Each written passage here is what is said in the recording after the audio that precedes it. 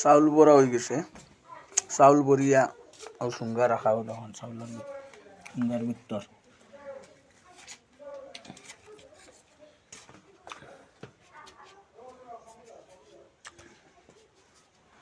এইভাবে একটা একটা করিয়া সুঙ্গার মুখো দিবা লাগে নিব।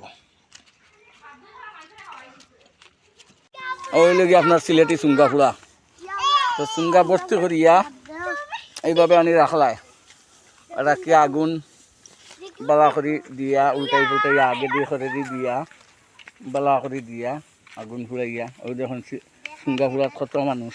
আমরা জেনুল ভাইরে দিগা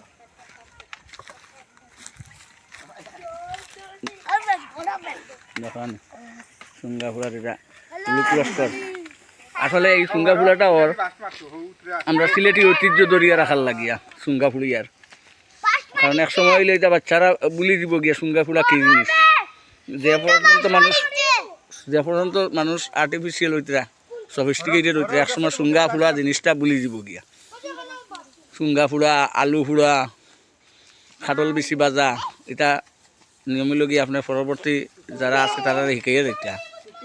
তো ওই হিসাবে সুঙ্গা ফুড়া করা ওর বাচ্চা সামনে লইয়া তারা সুঙ্গা ফুড়া দেখতা, সবে দেখতা এবং খাওয়ার স্বাদও থাকলো।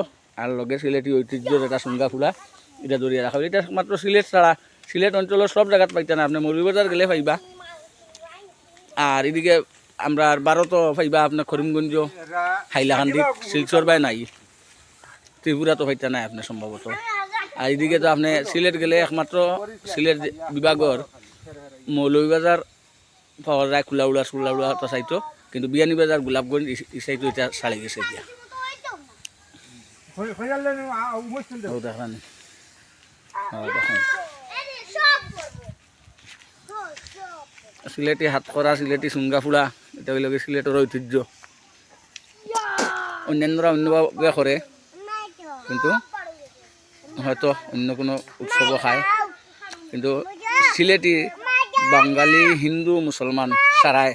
যেমন হিন্দু মানুষের একটা ঐতিহ্য আছে, এই যে সংক্রান্তির সময়, পৌষ সংক্রান্তির সময় একবার সুঙ্গা ফুড়িয়া আইব, গ্রায়ণ মাসের দান তোলার পরে যে রথ যেটা হয় মকর সংক্রান্তির সময় খাওয়া হয়। আর মুসলিমরা তো খায়ও, আর লগে বইন বাগনির বাড়িন তো ফাটানি হয় সুঙ্গা ফুড়া, কারণ এটা একটা ঐতিহ্য। সুঙ্গা বাপর বাড়িত ফুড়িয়া বাবার বাড়িত ফুলে হইল, বইন বাগনিন তোর বাড়িত নিয়ে দেওয়া হয়। এটা ঐতিহ্যগত, এটা একটা রসম, সব প্রত্যেক বছর সবাই দেয়। আস্তে আস্তে এটা কিছু উঠে গেছে, বাট এখনও আছে। তো ওই হিসাবে আমরা সুঙ্গা ফুড়াটা চলে।